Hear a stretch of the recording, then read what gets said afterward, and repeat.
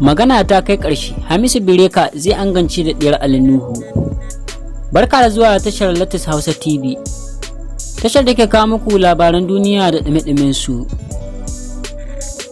Idan yau ne farkon zuwan ka wannan tasha tamu, wato tashar latest Hausa TV, muna roƙonka da ka taimaka ka danna muna subscribe, sannan ka danna ƙararrawar sanarwa domin sake kasancewa da wasu labarai da zaran mun ɗora. Shahararren mawaƙin nan da ya suna a duniya mai suna Hamisu Bireka zai angance da Diyar Nuhu.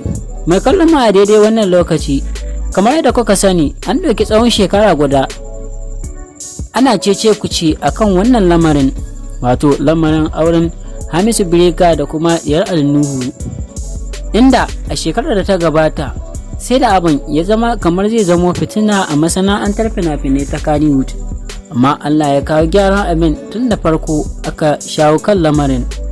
Amma dai yanzu wata tasha da kuma manema labarai sun nemi labarin takamaiman cewa Hamisu Bireka zai angance da wannan yarinya, wato Diyar Nuhu, sai dai ba a saka rana ba, amma dai nan ba da daɗewa ba. Da fatar kun ji daɗin kasancewa tare da wannan bidiyo namu.